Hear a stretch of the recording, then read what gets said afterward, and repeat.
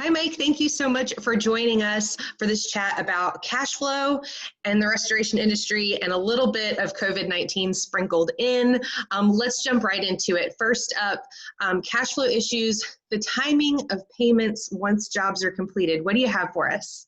I mean, I think that's been the biggest challenge in the history of this industry, like forever. I mean, it's not something that just became an issue. I think obviously everything's been real weird with COVID this year in 2020. I got to think that it's affecting it more so than others. Obviously, we've had many issues, notably about the mail.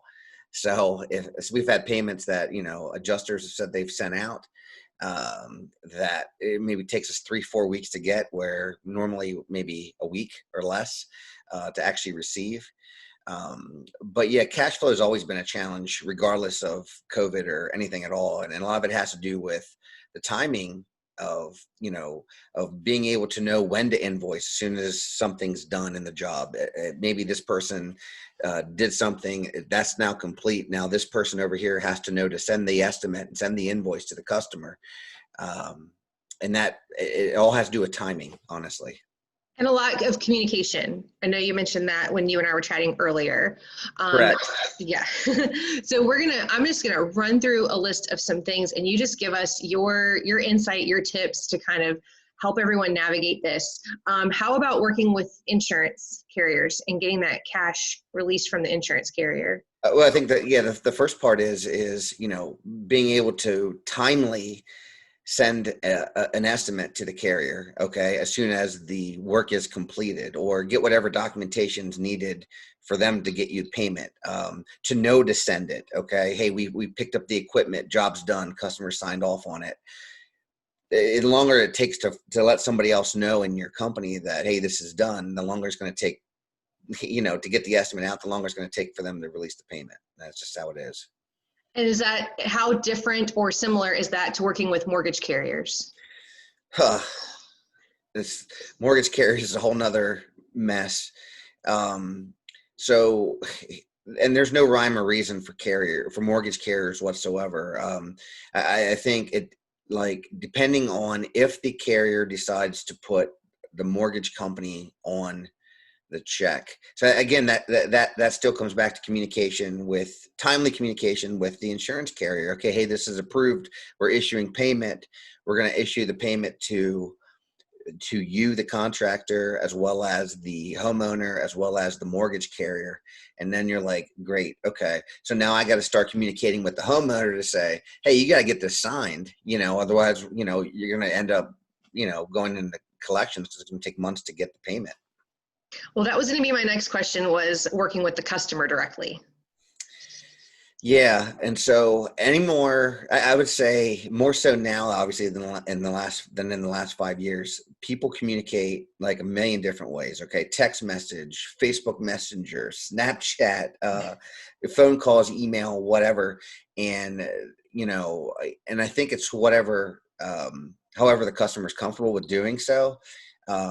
Snail mail, again, that takes time. I mean, you can send things to customers in the mail, as well as via email, as well as via certified mail, text, whatever. Obviously, if you put it in the mail, it's going to take them at least minimum 3 to 5 days to get it. You don't even know they're going to open it or not. Email takes, a couple seconds. But you also don't want that communication to be spread out over 6 or 7 different apps. You'd like to be able to access it. So. Right. Not every customer absorbs their content the same, wants to be communicated with the same. So that's a challenge to be aware of. So let's talk a couple more things. Timing of invoicing. You kind of touched on that already, is you want to be as timely as possible. Any tips to staying on top of that? Okay, so that's another loaded question in the industry. I think to each his own here, okay? Because I guess depending on where you get the job from and how you're expected to be paid. Contract work is completely different, okay? Usually when there's a repair or a contract, there's a draw schedule set out. They pay you do some work, they pay you do some work, et cetera, et cetera. But most of what we like to do, and I think almost everyone would prefer to do in the restoration business, is emergency work. We like to dry things out. We love to place our equipment in folks' houses and businesses and be able to invoice for that. And so one of the bigger challenges is when you have to incorporate, I guess, everyone in the same style of communication. We have to let the customer know, we're billing you. Your insurance company is going to be involved, but you're going to get the bill. So if your insurance company takes, a month and a half to look at it and issue payment, then you may end up having to go to collections. So, squeaky wheel gets the oil. Anything you can do to helps us get paid and helps you close out your account. Anything that you can help us with. Another thing is getting that, like we said, getting that estimate out to the insurance company, but then also sending an invoice to the customer. If standard times, I mean, we're constantly a net 30 company. And so, we get paid net 30 if we're lucky. That's what everybody says. I think actually the actual numbers you go back and look at, you're close to 45 to 60 days on average. And if it's better than that, that's good. But the whole issue, you can see 45 to 60 days getting paid, most of our bills are due within 30 days or less. So eventually that adds up, and then you start turning into this hamster in a wheel. So you really got to get on top of it. You really got to get your estimates. They have to be written correctly. You have to get them out. You have to get them to the customer, and you got to just keep opening the lines of communication with everyone. And so until you get it resolved. So, and you've kind of touched on this already, but if there's anything to add, I'd love to hear it. And I know our audience would too, is managing the expectations of your customer, who's paying whom and all of that. Like, are there anything else you can elaborate on that?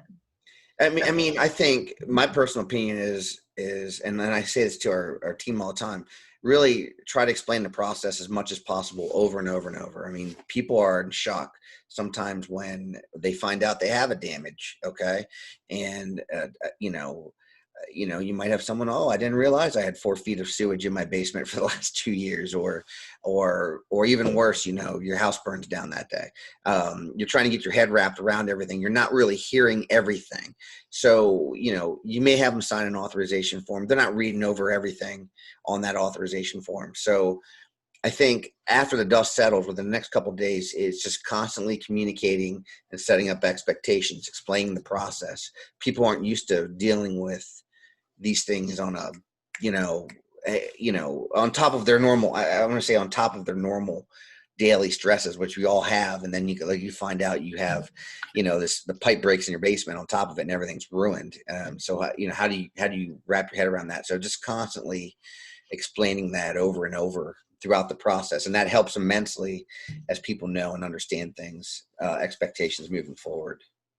So you've talked a lot about communicating and even over communicating, streamlining all of that, and then being able to stay on top of those to make sure that your cash flow is operating as it should. So to wrap up, you are a member of the Restore United family. You're, you utilize the system.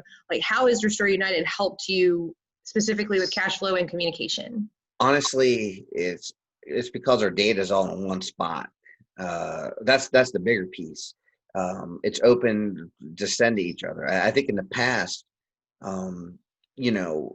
sometimes people don't agree with the invoices for whatever reason. Maybe it's an insurance company, maybe it's the customer, and then you have to provide documentation. It's much easier when it's all in the same system. So we'll start with that.